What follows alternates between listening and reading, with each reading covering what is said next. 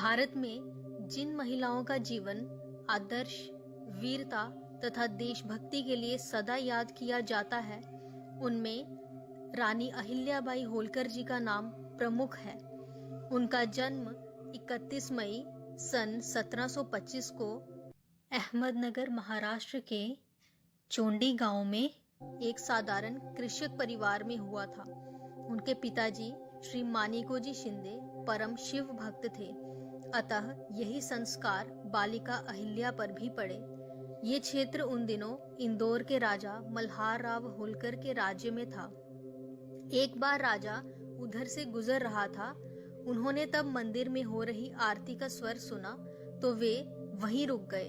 उन्होंने देखा कि पुजारी के साथ साथ एक बालिका भी पूर्ण मनोयोग के साथ आरती कर रही है।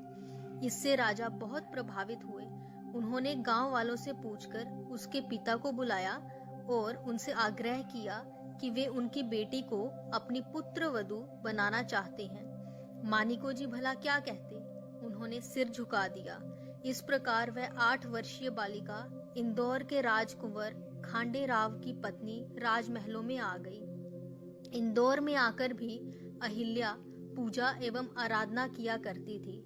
कालांतर में उन्हें एक पुत्री तथा एक पुत्र की प्राप्ति हुई, पर सन 1754 में उनके पति खांडेराव जी कुम्हेर के युद्ध में वीरगति को प्राप्त हो गए। इस संकट काल में रानी ने तपस्वी की भांति श्वेत वस्त्र धारण कर राजकाज चलाया।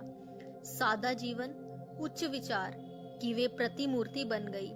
पर कुछ समय बाद उनके पुत्र, पुत्री तथा पुत्र वधू का भी देहांत हो गया। इस वज्रघात के बाद भी रानी अविचलित रहते हुए अपने कर्तव्य मार्ग पर डटी रही। ऐसे में पड़ोसी राजा पेशवा राघोबा ने भारी षड्यंत्र रचा। उसने इंदौर के दीवान गंगाधर यशवंत चंद्रचूड़ को अपने जाल में फंसाकर अचानक हमला बोल दिया। रानी ने हिम्मत नहीं हारी। उन्होंने धैर्य ना खोते हुए पेशवा को एक मार्मिक पत्र लिखा। रानी ने लिखा कि यदि इस युद्ध में आप जीतते हैं तो एक विधवा से जीतकर आपकी कीर्ति नहीं बढ़ेगी, और यदि किसी कारण से आपकी हार हुई तो आपके मुख पर सदा के लिए कलंक लग जाएगा। अंत में उन्होंने लिखा कि मैं मृत्यु या युद्ध से भयभीत होने वाली नारी नहीं हूँ।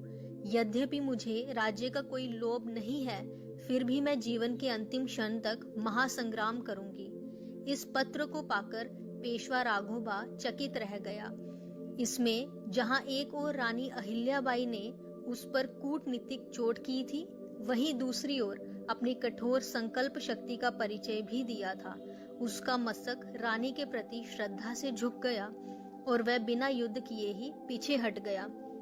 रानी के जीवन का लक्ष्य राजभोज नहीं था। वे तो जनता को अपनी संतान समझकर सेवा में लगी रहती थी। उन्होंने अपने जीवन का प्रत्येक क्षण राज्य और धर्म के उत्थान में लगाया। 13 अगस्त सन 1795 में 70 वर्ष की आयु में उनका देहांत हुआ। उनका जीवन धैर्य, साहस, सेवा, त्याग और कर्तव्य पालन का प्रेरक उदाहरण है। इसीलिए राजमाता अहिल्याबाई होलकर जी के जीवन से हमें सीख लेनी चाहिए और उनके बताए मार्ग पर चलना चाहिए।